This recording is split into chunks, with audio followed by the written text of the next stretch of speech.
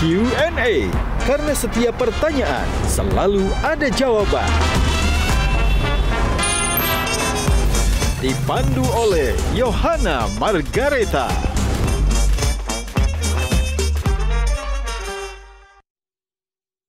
Dipersembahkan oleh iming-iming terbesar apa yang tapi Bapak tolak? Ada yang mau ngasih saya 2T. Nah, datang seorang militer ke sini. Kalau keluarga saya nggak dibebaskan, saya luluh lantahkan Kejaksaan Agung. Pertama kali tahu kasus Pertamina, kapan dan bagaimana perasaannya? Prabowo Subianto. Nilainya 7. Kenapa sama Pak?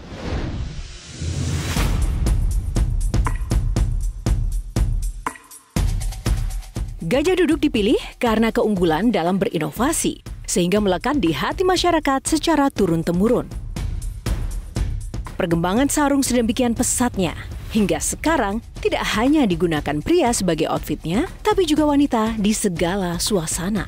Sarung Gajah Duduk menawarkan kenyamanan yang sesungguhnya.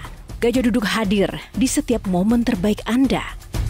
Sesuai dengan tagline kita, sarung Gajah Duduk adalah legenda Nusantara. Sarung adalah budaya kita, sarung adalah Indonesia.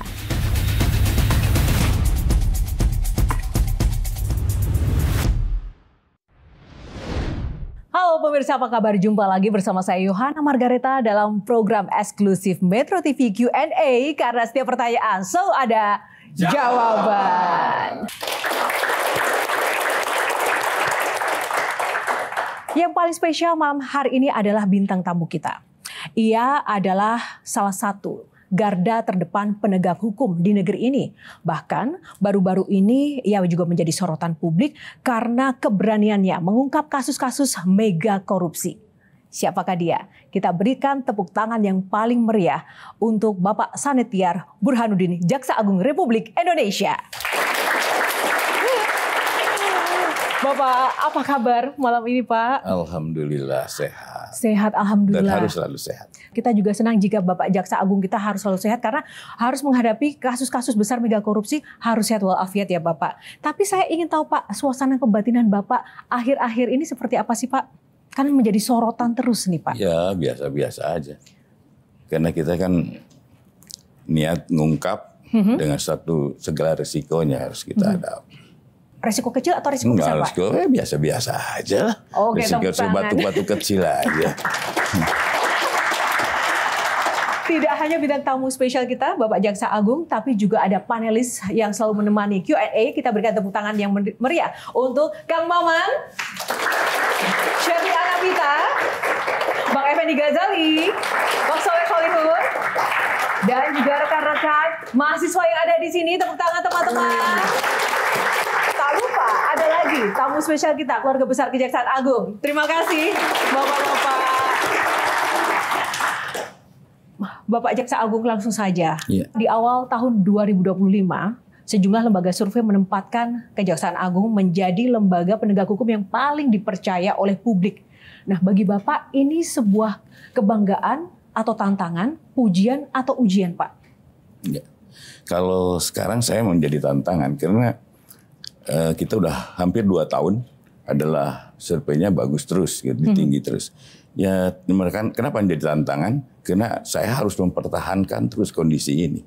Saya tidak mau lagi menjadi yang ke bawah lagi.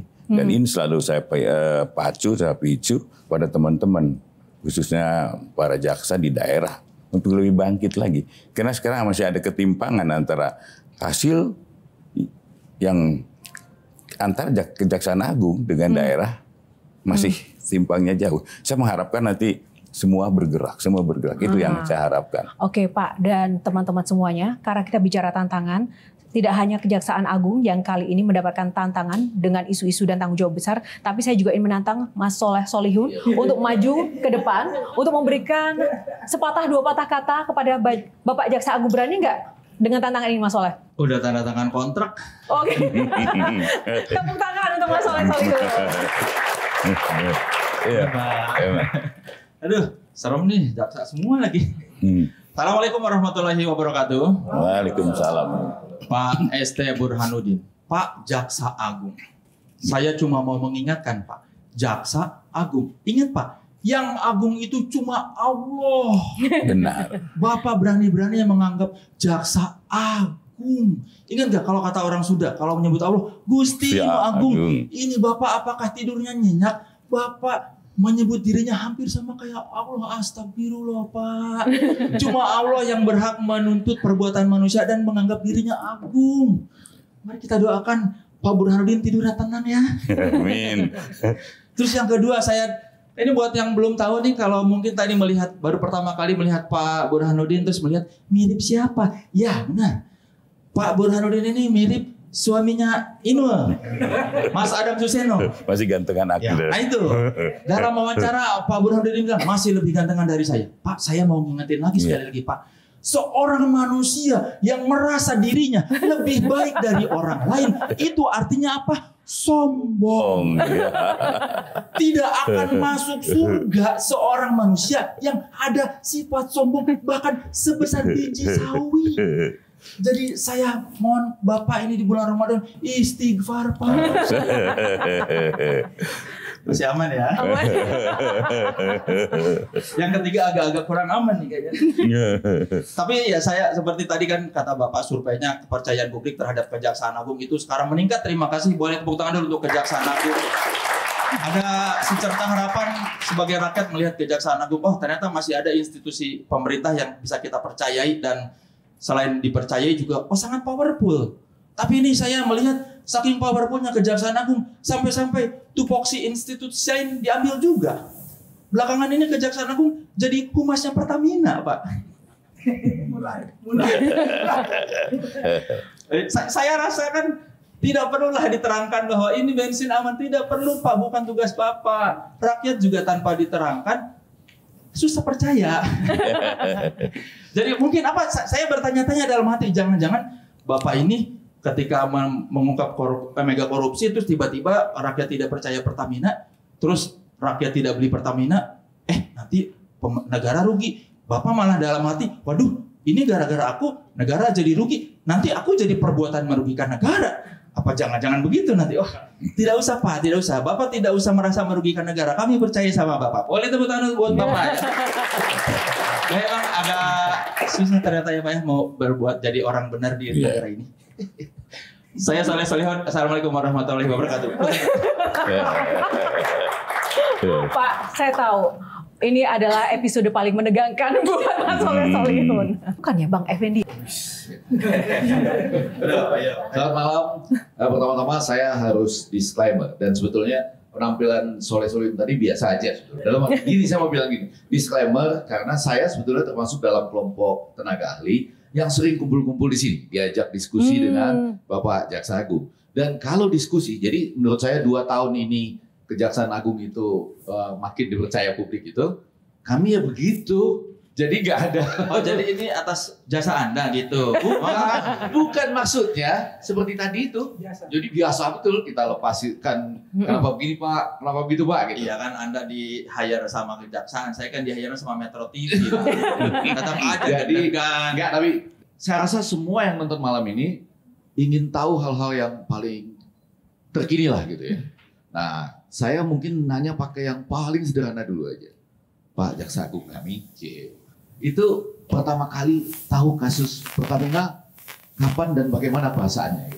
Sebelum saya ke Kang Soleh dulu. Kang, ini agak serius sedikit. Kami bukan humas, bukan mau jadi humas Pertamina. Tapi ada suatu kesalahan penyampaian di media, ya, yang menyebabkan masyarakat tidak percaya lagi dengan Pertamax ini. Karena di media itu, kita kan punya penyidikan 2013 sampai 2023. Sekarang kan 25. Jadi masyarakat sedikit resah bahwa, wah Pertamax akhirnya masih oplosan atau apapun lah. Itu yang saya luruskan. Gitu. Kemudian untuk beliau ini, sebenarnya begitu saya masuk ke Kejaksaan kembali, saya selalu teringat Petral. Ini. Dan kebetulan aja di awal tahun ada kesempatan, ada informasi masuk ya saya terima, saya kembangkan. Sebenarnya sudah di awal tahun, karena udah 4 bulan yang lalu. Kami menyelidiki ini udah 4 bulan yang lalu. Mungkin kami kemudian sampaikan ke masyarakat setelah kita tahap ke penyidikan. Dalam penyidikan kami close, kami tutup, tidak ada yang tahu. Setelah ke penyidikan, kami buka. Itu awal-awalnya. Tapi Bapak memang sudah dari awal itu ya mendengar, karena ini judulnya kan Sound of Justice. Sound of Petralnya sudah lama ya, Pak? Sound of Petral. Sudah lama. Gitu ya. Tapi kenapa baru sekarang, Pak? Baru ada data, informasi yang masuk pada kita. Itu. Bukan ada pasti kami banyak support untuk coba mengungkap ini. Karena jujur aja, ini adalah kasus yang cukup pelik, cukup besar. Tapi kami memang belum bisa menjangkau ke petralnya. Tapi adalah yang sekarang aja dulu. Yang kita tahu itu cukup pelik itu antara lain karena Pak Ahok kan terakhir yang dipanggil gitu. Iya. Dia bilang bahwa saya tahu kakinya. Tapi Kejaksaan Agung udah tahu sampai kepalanya. Karena kami udah 4 bulan untuk... Tapi Pak, banyak juga lembaga penegak hukum yang sudah mengetahui dan mengantongi banyak sekali bukti dan juga data, tapi tidak berani, bahkan tidak seberani Kejaksaan Agung. Apakah memang butuh restu pihak-pihak atau kekuasaan tertentu baru boleh atau mungkin berani untuk bergerak, Pak? Tidak. Dan selama ini kami juga tetap independen dalam penegakan. Dan tidak pernah ada yang campur tangan. Ini harus begini, nggak ada. Sampai saat ini. Dan kita satu nawaitu yang baik aja, bahwa kami dengan Jampisus dengan beserta jajaran kami selalu kompak dan kami selalu bersama-sama untuk menentukan, ayo kita memulai pembukaan ini. Oke, tepuk tangan semangat dulu buat Pak Jaksa Agung. Satu lagi, Shirley. Pak Jaksa Agung, izin Pak, tadi saat masuk pertama kali yang langsung menjedot perhatian Shirley itu adalah kumisnya Bapak, Pak. Nah, jadi faktor kumis ini Pak, di belahan dunia manapun ternyata digambarkan sebagai keberanian dan nyali. Apalagi ketika yang memiliki itu adalah seorang pemimpin atau alpha man. Dalam hal ini mungkin saya ambil sedikit contoh, kalau dalam dunia perwayangan kita mengenal sosok Bima atau putranya Gatot Kaca yang punya kumis yang artistik. Di tengah teras isu masyarakat terhadap apa yang hari-hari ini terjadi, Pak, seberapa besar faktor kumis ini memberi Bapak keberanian? Baik, gini Mbak, saya sih kebetulan aja punya kumis. Karena di keluarga saya yang saya ada kumisnya. Kemudian kalau saya tidak berkumis, itu wajah saya aneh gitu. Dan kemudian kenapa saya pertahankan ini? Ya cuma identitas saja. Tapi secara psikologi menambah rasa lebih berwibawa atau lebih bukan berani. Berwibawa. Rasanya bukan berwibawa ya, tapi saya merasa bahwa saya lengkap. Gitu. Oke, tepuk tangan untuk Pak Jaksa Agung. Paling besar tekanan yang pernah Bapak alami apa, Pak? Ini di belakangnya bintang 3, ya suruh datang ke sini.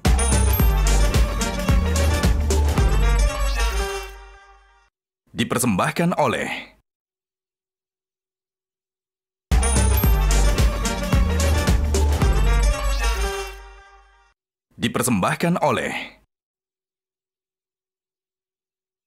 Kembali di Q&A masih bersama Bapak Sanitiar Burhanuddin, Jaksa Agung Republik Indonesia yang menjadi bintang tamu Q&A pada malam hari ini. Saatnya kita ke Kang Maman. Silakan Kang Maman. Saya ingin mulai dari pernyataan Ahok, Pak Jaksa Agung. Ahok bilang ternyata saya cuma sekaki. Datanya di Kejaksaan Agung sekepala. Kalau kita pakai rate 1 sampai 10, di angka berapa baru Kejaksaan Agung berani melakukan tindakan? Bukti-bukti sudah kita temukan. Karena kita yang punya bukti awal begitu. Ya. Dan ya sekarang kita sekitar 60% lebih kita sudah berani untuk mengambil tindakan. Ya. Di 60% lebih. Iya. Karena memang kita perlu hati-hati karena saya tahu ya perkara ini pelik dan pasti ada intrik-intrik tertentu. Dan begitu memulai bapak-bapak pasti tahu saya di framing kayak apa. itu Nah, lebih menggentarkan kasusnya atau lebih menggentarkan framingnya? udah biasa di framing biasa. Yang Jadi paling berat ya framingnya. enggak kita kasusnya sendiri. Kasusnya cukup berat. Dari semua kasus yang pernah Bapak tangani Pak, Iya. kan itu semuanya mega korupsi, kasus-kasus besar. Yang paling berat Pak, satu saja. Sampai saat ini sepanjang karir Bapak, kasus apa Pak? Pengungkapannya ya. Paling sulit adalah Jiwasraya dan Asabri. Karena satu langkah itu, ini perputarannya sampai 50. Jadi ya, untuk menyelusurinya itu sangat panjang gitu, Mbak. Teman-teman aja kalau ya, jaksa itu sampai pagi, sampai tiap hari sampai pagi. Kita gimana mengungkap ini begitu sulitnya. Kalau perkara gratifikasi sih mudah-mudah aja. Yang selalu menarik sebetulnya kenapa publik memberikan apresiasi. Kadang-kadang kan kita suka dengar no viral atau no viral, no justice. Tapi yang terjadi dengan kejaksaan sebetulnya justice dulu baru viral. Agak kebalik gitu ya. Saya jawab dulu nih, Ya. gini. Saya itu orang Sunda yang punya prinsip ya, China herang, laukna menang. Jadi kami tidak mau ribut dulu, tapi yang terjadi ini loh, saya punya hasilnya ini. Itu prinsip itu saya bawa Kang Maman, Kang Soleh. Kenapa? Sangat bagus lah untuk penindakan. Jadi nggak usah ribut dulu, nggak usah teriak-teriak dulu, tapi hasilnya yang utama. Pernah nggak Pak secara pribadi suatu saat merasa, waduh nih kalau kan kita nggak terlalu tahu ya pada awalnya petanya seperti apa gitu. Putarannya bisa 50 kali gitu. Ya. Suatu saat kemudian karena jejaring tertentu, wah saya harus menanggung akibatnya gitu. Jadi terbentur cadas begitu. Iya ya Pak. Alhamdulillah enggak. Ya. Kalau godaan bukan godaan, tekanan sih selalu ada dan pasti ada. Di dalam penegakan hukum nggak ada ya. Paling besar Bohong lah tekanan. kalau tidak ada Paling tekanan. besar tekanan yang pernah Bapak alami apa Pak? Satu saja Pak. Dalam kasus perkara atau apa nih? Dalam sepanjang karir dalam perkara ya, menangani tekanan kasus. kalau itu disuruh hentikan. Gitu. Adalah. Berarti ketika disuruh Tapi menghentikan tidak kasus pernah saya lakukan. ada ancaman dong Pak. Ancamannya pernah diancam seperti apa Pak? Pernah datang seorang militer ke sini. Katanya dia, kalau keluarga saya nggak dibebaskan, saya luluh lantahkan Kejaksaan Agung. Saya bilang silahkan aja. Ini gedung punya rakyat, punya negara. Kalau memang silahkan aja. Kemudian ada dalam penanganan perkara sawit pernah ada juga. Yang sawit yang lama ya. Ini di belakangnya bintang 3. Ya suruh datanglah ke sini. Saya mau ketemu orangnya. Tapi kan tetap saya sebagai manusia pasti aja ada rasa takut, pasti ada. Bohong kalau nggak ada rasa takut. Saya sebagai manusia pasti ada.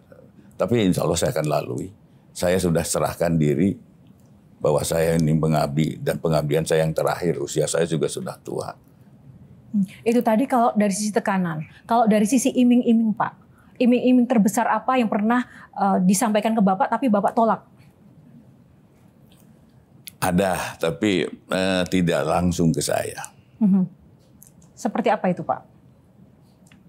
Ada yang mau ngasih saya 2T. 2 triliun. Pernah mau dikasih 2 triliun untuk apa Pak itu Pak? Ya supaya perkaranya nggak jadi. Apa yang Bapak katakan saat itu? Bagaimana menolaknya? Saya bilang, nggak ada. Ini tetap harus berjalan. Gimana pun juga, ini adalah marwah. Marwah kejaksaan, juga marwah saya secara pribadi. Saya pantang untuk surut. Saya jadi tersentuh tadi Pak dengan ucapan-ucapan Bapak. Tapi saya kalau boleh angkat Pak satu aja yang belakangan ini terjadi. Ada anggapan publik yang menilai bahwa semua kasus yang hari-hari ini naik itu sebetulnya antara dua. Bahwa mau mengganti para pemain korupsinya atau yang kedua ingin menyerang lawan saja dalam hal ini.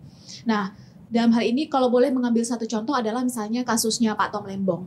Bukan kasus tangkap tangan, terbukti impornya paling kecil, ternyata juga tidak menerima keuntungan, tapi dipanggil Pak, dikasuskan. Nah, sedangkan itu tidak terjadi boleh jadi ke menteri lainnya. Kalau boleh Pak ini dijawab agar publik akhirnya terpuaskan logikanya dan untuk menjaga bahwa keadilan adalah keadilan sebagaimana yang Bapak sampaikan tadi, itu sebetulnya bagaimana Pak? Gini Mbak, kalau kasus-kasus itu lihat aja nanti hasil putusannya. Saya tidak akan, insya Allah putusannya. Kan tidak harus ya. Saya tidak terima duit. Kan memperkaya orang lain juga di dalam undang-undangnya begitu. Memperkaya orang lain. Itu sudah suatu tidak pidana.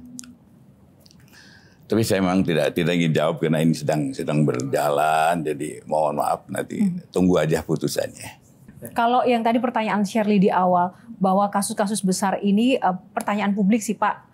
Ini antara memang hanya sekedar ingin mengganti posisi pelaku korupsinya saja, pemain lama diganti pemain baru, atau seperti apa sebenarnya? Kalau Pak? kami tidak punya pikiran itu, tetapi ada fakta, ya, kemudian kita buka, itu aja. Soal nanti silahkan aja, saya bukan di urusan saya lagi kalau mau itu pengganti atau ganti. Tetapi kalau itu terjadi lagi akan saya tindak lagi. Bapak seberani ini nih sebetulnya apa sih Pak? Yang ada di dalam prinsip Bapak dalam menjalankan keadilan ini kayak gimana sih Pak? Gimana pun juga gini Mbak, saya ini selalu tertantang, ya. Bahkan saya kalau ditekan semakin membeku. Artinya kalau saya sudah melangkah, apapun harus saya jalani dengan resiko apapun. Jadi begini, begitu saya dilantik, saya kumpulkan saudara-saudara. Termasuk TB Hasanuddin, saya kumpulkan. Kalau kalian melakukan perbuatan ya pidana apapun, apalagi korupsi, saya tidak akan peduli siapa kalian, sekalian saudara-saudaraku juga. Saya mau mengutip tulisan Bapak di Instagram, Pak. Jaksa yang hebat tidak lahir dari kemudahan, kesenangan, dan kenyamanan, tetapi dibentuk dari kesulitan, tantangan, dan air mata. Puitis sekali ini, Kang Maman juga kalah nih.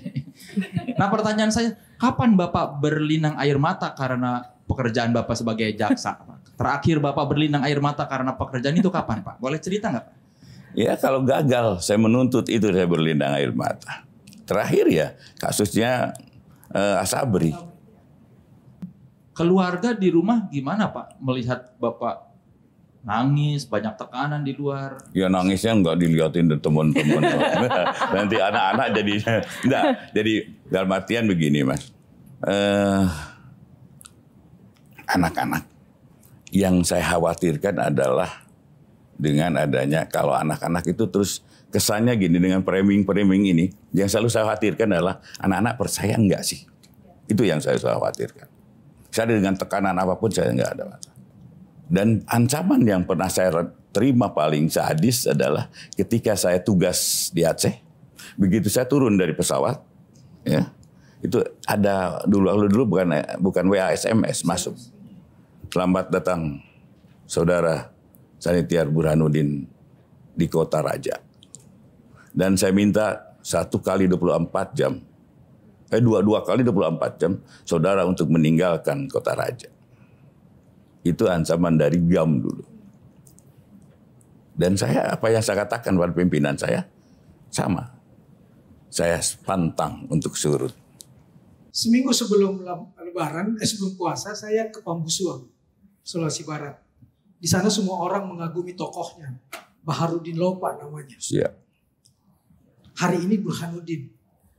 Apakah Kejaksaan Agung harus dipimpin oleh orang dengan nama B? Dalam artian benar banget, berani banget. Plus ada arti di belakangnya, din itu. Baharudin Lopa, cahaya agama. Burhanuddin, sinaran agama. Berani tapi berbasis agama seperti yang disebutkan waktu di Deddy Corbuzier. Backup saya Allah. Berarti udah gak punya rasa takut sama sekali. Siap. Kang Man, saya tuh lahir di kota kecil yang agamis. Mungkin kalau saya tuh lahir di Talaga, Kabupaten Majalengka. Majalengka ke rumah saya itu ke Talaga itu 28 kilo. Saya hidup di lingkungan yang agamis dan selalu sesuatu orang tua selalu yang baik lakukan, yang tidak kau lepaskan. Dan selalu itu. Dan apa yang menjadi pilihan saya, ingin apa yang saya baik, yang anggap saya baik. Saya tidak menganggap orang lain saya itu, oh benar saya itu jadi tokoh, enggak juga Mas. Saya hanya ingin menjadi orang baik dan berguna bagi orang lain. Baik, tepuk tangan untuk Pak Burhanuddin. Tahan dulu teman-teman panelis, kita masih akan lanjutkan, namun kita harus jeda dulu. Sesaat lagi Q&A masih akan kembali. Tetaplah bersama kami karena setiap pertanyaan selalu ada jawaban. Ada juga kan jaksa-jaksa yang terkena kasus. Dan kalau terjadi, tindakannya seperti apa? Apakah memang masih ada harapan korupsi ini dikurangi, diminimalisir, Pak?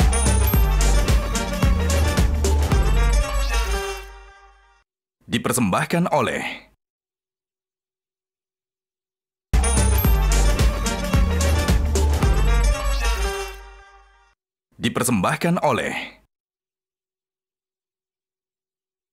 Ya, kembali di Q&A masih bersama Bapak Jaksa Agung Republik Indonesia, Pak ST Burhanuddin. Bapak, apa sih sebenarnya yang mendorong Bapak sejak kecil ini masuk dan menggeluti pendidikan hukum dan memulai karir di kejaksaan? Apakah memang itu cita-cita dari kecil, Pak? Ini kecelakaan. Kenapa kecelakaan, Saya Pak? cita-citanya malah jadi insinyur. Jadi, tapi mengingat saya itu dari keluarga besar. Kakak beradik 10 orang. Bisa bayangin pada waktu itu yang kuliah aja 5.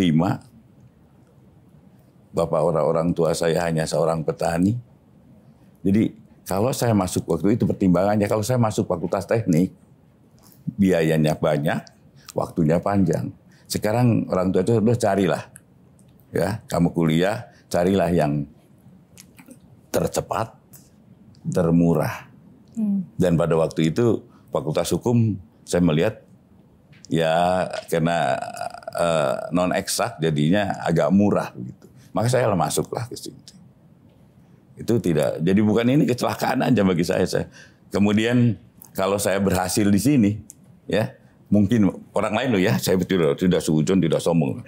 Kalau saya menganggap teman-teman atau masyarakat mengambil saya berhasil, karena kalau saya sudah melangkah, kemudian pekerjaan itu saya terima dan saya harus berhasil. Itu aja. Bagaimana pengalaman masa kecil Bapak itu tadi? Itu berpengaruh dalam pengambilan keputusan Bapak di masa karir yang sekarang ini, Pak? Yang mendorong betul adalah ibu saya. Ibu saya itu waktu wafat 104 tahun. Dan setiap hari yang didoakan oleh almarhumah itu adalah Gar Burhanuddin. Burhanuddin yang jadi. Itu saya nggak tahu kenapa. Ibu saya sangat sayang dengan saya. Ya setiap beliau udah pakai kursi roda, di kursi selalu doakan yang khusus saya. Adik-adik saya protes. Kenapa kok cuma Pak TB Hasanuddin protes juga nggak, Pak? Iya, protes juga. Dia juga kok didoakan kok cuma saya. Itu doa seorang ibu memang tidak bisa kita sepelekan gitu. Akan sangat menentukan. Apa yang Ibu sampaikan ketika pada akhirnya doa beliau itu terwujud dan Bapak menjadi sosok pemimpin negeri ini? Almarhum, waktu itu udah almarhum. Yang saya katakan di makamnya, Bu, inilah anakmu yang tadinya oleh Bapak tidak dibanggakan menjadi kebanggaan keluarga.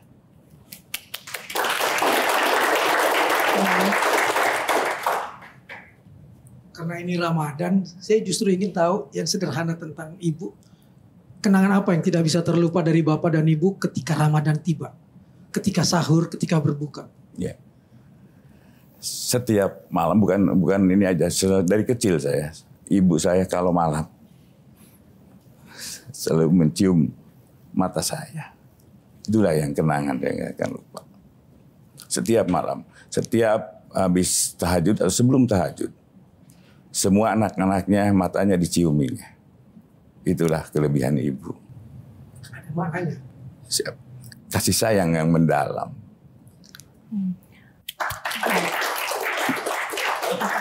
Ya, bicara soal kecelakaan tadi. Jadi sebetulnya semula Pak Jaksa Agung ini hampir sama kayak Sidul ya. Ingin jadi tukang insinyur pada awalnya ya. Nah, pertanyaan yang sangat menarik adalah ini dalam konteks kecelakaan gitu ya. Kan sering juga, ini masyarakat pasti dengar, ada juga kan jaksa-jaksa yang terkena kasus. Gitu. Ya, jaksa nakal. Boleh juga dong disebut begitu kan, ada yang main nakal, jaksa juga ada. Ya kan? Nah, bagaimana Bapak mengantisipasi itu ya, supaya itu misalnya tidak terjadi lagi, dan kalau terjadi, tindakannya seperti apa?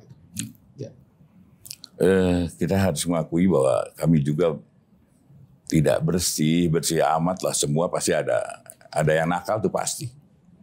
Dan saya selalu memperhatikan begini, bahwa saya selalu menerima, hampir tiap hari itu saya menerima WA, ya hampir 300-an. Dan 300 WA setiap malam, dan saya selalu baca sendiri, akan selalu saya jawab sendiri. Nah, inilah yang menjadikan saya juga adalah untuk pengawasan. Karena kami sadar bahwa terlalu luas kalau kami awasi sendiri. Dengan aparatur pengawasan juga yang terbatas. Ini dari Sabang sampai Merauke. Itu sangat luas. Dan saya lebih senang kalau media kita terbuka dengan media. Kami kan jadi sebagai generasi, ini curhat ya Pak ya lebih tepatnya. Jadi akhirnya kan kami melihat sebagai generasi muda, wah luar biasa ya korupsi di negeri kita sudah mengakar kuat gitu Bang Effendi. Pertanyaannya adalah ini masih bisa, ini ada harapan gak sih Pak sebetulnya untuk mungkin kalau dituntaskan setuntas-tuntasnya ya berproses menuju ke sana. Tapi apakah memang masih ada harapan korupsi ini dikurangi, diminimalisir Pak? Kalau memang ada, bagaimana caranya Pak? Karena tadi ada istilah sudah mendarah daging, sudah menjadi sistem. Yang kalau memang sudah tersistematis, masif, terstruktur, ini dari mana kami harus misalnya? Ya, dari memulainya. Iya, memulainya Pak. Memulainya dari diri sendiri. Kita nggak usah berteori lah. Udahlah jadikan, misalnya di rumah, contohkan pada anak-anak. Untuk tidak hal-hal yang bersifat korup lah. Kemudian bagi seorang pimpinan unit kerja, disitulah ayo kita. Karena gini, kalau jaksa agungnya nggak korup, di bawah nggak akan rampok lah. Tapi kalau di atas misalnya menterinya korup, di bawah itu jadi rampok anak-anaknya. Tapi kalau di atas sudah baik, ya ini kan contoh pribadi. Kalau misalnya menterinya memberikan contoh yang baik, ya ke bawah pun akan berpikir 1000 kali untuk melakukan perbuatan tercela. Yakinlah. Persoalannya sekarang ada tadi yang ditanyakan Shirley juga, situasinya adalah yang memiliki kekuasaan dan power itulah yang melakukan korupsi. Masihkah bisa diselamatkan negeri ini, Pak? Kita sebagai masih orang muda pasti harus punya harapan. Dan saya yakin, karena banyak ada negara-negara juga, negara-negara lain yang memang korupsinya sangat kecil gitu. Dan harus punya. Kalau saya masih punya harapan lah. Hidup ini kan nggak kayak film happy ending ya Pak Burhan. Iya, betul. Orang yang kita kira jujur dan kita anggap dia jujur, biasanya pensiunnya malah sepi sendiri. Sementara orang yang tidak jujur tetap dikelilingi oleh orang-orang dengan kehidupannya yang bermewah-mewah. Banyak anak pejabat yang orang bapaknya jujur ya anaknya jadi punya warung kecil pun nggak punya gitu. Bapak bisa bayangkan nggak hari tua Bapak kalau kelihatan terlalu bersih, malah sendiri. Tapi mungkin dari segi ketenangan, kalau misalnya saya melakukan perbuatan tercela misalnya, tetap saya dalam hidup pensiun pun berpikir, wah tahu yang aku ambil dulu ketahuan, yang malu akan keluarga, yang malu anak-anak, akan selalu dihantui itu. Jadi ketidakketenangan itu pasti ada.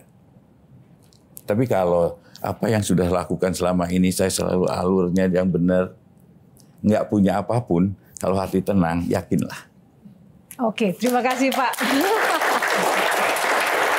Jadi teman-teman harus jujur agar tenang nanti di masa tuanya ya. Oke, dan kita masih akan ada pembahasan yang lebih mendalam lagi bersama Pak Jaksa Agung kita. Hanya di Q&A, kita akan kembali seusai jeda.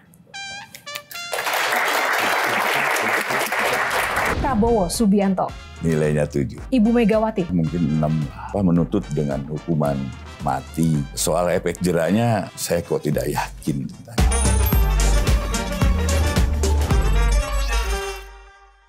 Dipersembahkan oleh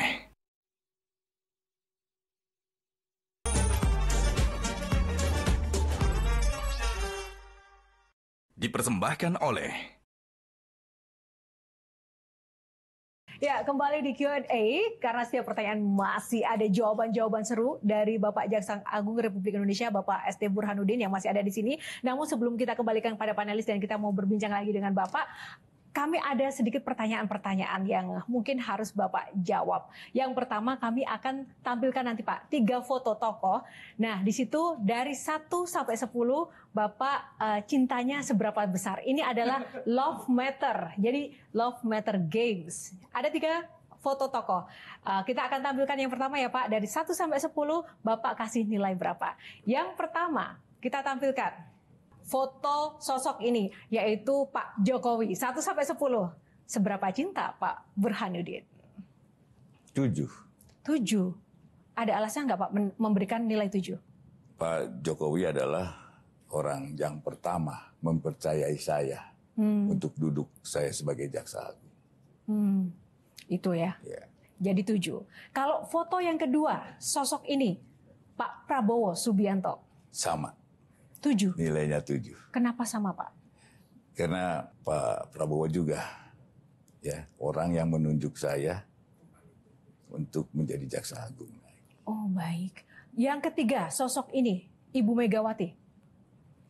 Sosok ibu ya bagi saya mungkin 6 lah. 6? Iya. Kenapa 6? Di bawah Pak Karena Jokowi dan saya Pak Prabowo? tidak begitu mengenal secara pribadi, itu yang akan menjadikan nilainya berkurang. Secara pribadi saya tidak terlalu dekat. Gitu. Tapi kalau yang 2 ini kan saya dekat, saya tidak akan melihat dari sisi apa. Tetapi saya memiliki kedekatan dan kepercayaan kepada saya.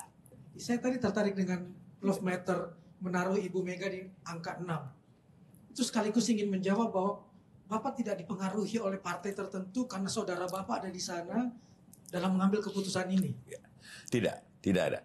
Jadi gini, saya pada waktu saya ditempatkan ya menjadi jaksa agung, saya tanya ke Pak Jokowi pada waktu itu, Pak, saya dari mana saya ditempatkan? Kalau saya dari partai, saya akan mundur. Itu dinyatakan. Iya. Kenapa? Saya akan mataharinya 2. Saya ingin matahari saya 1. Dan Pak Jokowi kan terus di TV juga ada disampaikan bahwa Burhanuddin adalah Pak Burhan, banyak sekali harapan masyarakat tuh begitu besar agar melalui hukuman mati, memiskinkan koruptor dan perampasan aset dengan strategi pembuktian terbalik ini bisa terwujud. Apakah di kepemimpinan Bapak ini bisa terwujud Pak agar ada efek jerah? Ya kalau masih kalau undang-undangnya masih memberlakukan bahwa kita hukuman mati ya kita akan maksimal, tapi dengan satu syarat-syarat tertentu kan di dalam undang-undang juga begitu. Dengan syarat-syarat tertentu kita bisa menuntut dengan hukuman mati. Soal efek jeraknya saya kok tidak yakin tentang itu. Kenapa tidak yakin Pak? Ya. Bapak aja tidak yakin, bagaimana kami Pak? Iya, karena gini, belum tentu kan mati orang itu aja, yang lain belum tentu apakah dia juga berpikir kalau saya nanti berbuat akan dimatikan demikian. Nah, bagaimana menjawab stigma masyarakat yang masih ada saat ini, Pak, bahwa penegak hukum kadang itu dijadikan alat kekuasaan dari rezim ke rezim? Setuju ya sih ada itu? Aja, karena memang ada sejarahnya. Mungkin yang sebelum saya, cuma masyarakat lah yang bisa menilai. Saya tidak bisa menilai diri sendiri, walaupun saya tahu mungkin dan saya merasakannya, tapi saya enggak. Baik, tepuk tangan untuk Pak Jaksa Agung. Teman-teman, waktunya habis, tapi kita harus memberikan closing statement. Kita mulai dari Mas Solihun dulu. Oke, dalam perjumpaan yang singkat ini, Pak Burhanuddin, saya melihat 2 nilai positif yang membuat saya, wah ini sepertinya kita boleh sedikit menaruh harapan pada Pak Jaksa Agung yang sekarang. Yang pertama tadi Pak Burhanuddin menyebut rasa malu.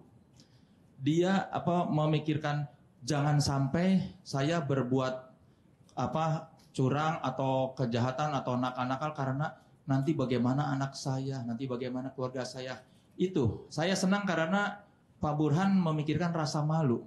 Terus yang kedua, tadi ketika ditanya Pak Jokowi, Pak Prabowo ngasih nilai yang biasa saja, 7 gitu. Itu sebuah saya melihat bahwa Pak Burhan ini punya integritas. Kayaknya kita bisa percaya bahwa Pak Burhan ini tidak bisa dipengaruhi. Jadi saya apresiasi itu Pak Burhanuddin. Pertama-tama terima kasih, khususnya kita boleh kritis gitu ya. Itu penting ya. Tenaga ahli boleh kritis, solihun boleh kritis, rakyat juga boleh kritis. Kirimlah surat, kirimlah kalau ada yang nomor, kirim semua ya untuk memberitahukan dan selalu diverifikasi untuk ditindak. Itu penting. Yang lebih menarik, tantangan itu besar ya. 1.000 triliun kalau rakyat punya asumsi ini 5 tahun kali 193,7 itu ya. Pertanyaan yang agak menarik adalah sekarang yang lagi diselidik-selidiki ada yang lebih besar dari itu, Pak? Masih di dalam. Ya. Oh, masih di dalam. Ya, gitu ya. Kami bersama Bapak. Kalau ada lagi yang lebih besar dari itu nih. Terima kasih. Baik. Jadi dari jawaban dan pembawaan Pak Burhan menunjukkan bahwa beliau memang adalah seorang yang lahir dan besar di Jawa Barat, Pak. Nggak neko-neko, humanis, agamis, sehingga sangat wajar kalau tahun 2024 sampai mencatat Bapak mendapat penganugerahan Detik Award sebagai penegak hukum yang humanis. Kita boleh kasih tepuk tangan dulu nggak teman-teman? Karena maka harapan saya adalah semoga lebih banyak lagi pemimpin di negeri ini, bahkan elit di negeri ini yang seperti Bapak dalam memegang prinsip. Karena boleh jadi banyaknya mungkin kejelekan, mungkin kasus korupsi atau hal-hal buruk lainnya yang hari ini mulai naik ke permukaan, Pak. Bukan karena orang baiknya tidak ada, tapi malu-malu menunjukkan itu ketika dalam menjalankan tugasnya. Sehingga di akhir, selamat bertugas, Pak. Kami semua mendoakan semoga Bapak konsisten terus dengan nilai-nilai yang hari ini Bapak pegang. Dan semoga lebih banyak lagi generasi muda yang mengikuti jalan Bapak. Amin. Kang Maman, silakan. Basisnya satu tadi, begitu Bapak menyebut anak sudah membaca, saya langsung teringat satu kalimat. Burhanuddin bagi menjalankan apa yang diungkapkan Rumi. Janganlah gunakan pedang kayu dalam perang. Pergilah cari yang dari baja, kemudian majulah dengan gembira. Berani, tegas, tanpa rasa takut, malah melakukannya dengan gembira karena merasa punya pelindung yang maha kuat sekaligus maha kasih. Backup saya Allah. Saking tak terlihatnya rasa takut itu, aku melihat kembali pernyataan Rumi yang mewujud. Kamu dilahirkan memiliki sayap. Mengapa lebih memilih hidup merangkak? Ya, pemegang pedang keadilan tidak boleh merangkak, apalagi di bawah kangkangan pemegang kuasa. Ia harus tegak, dengan mata tertutup agar tak membedakan siapapun, dengan pedang di kanan dan neraca yang adil di tangan kiri, di atas tulisan Trikrama Adiaksa, Satya Adi Wicaksana. Kesetiaan yang bersumber pada rasa jujur terhadap Tuhan, diri pribadi, keluarga, dan sesama manusia. Persis seperti patung yang berdiri tegak di depan gedung ini. Itulah pesan yang dititipkan bangsa ini untuk orang-orang yang berada di tempat ini yang mendapat sebutan agung.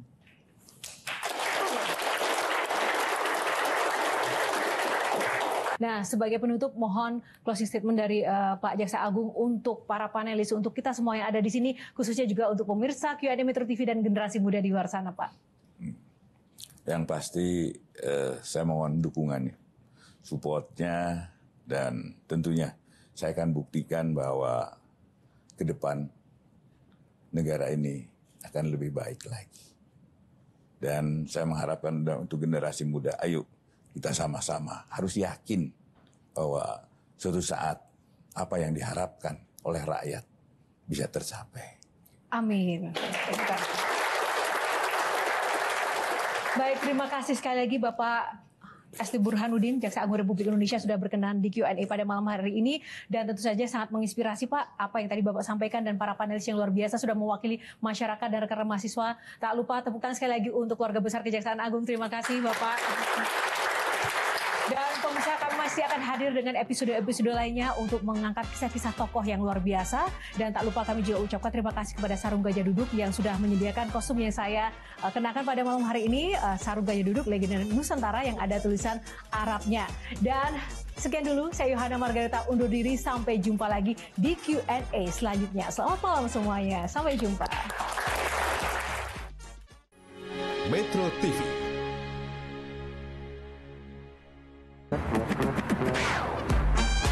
Q&A, karena setiap pertanyaan selalu ada jawaban. Dipandu oleh Yohana Margareta.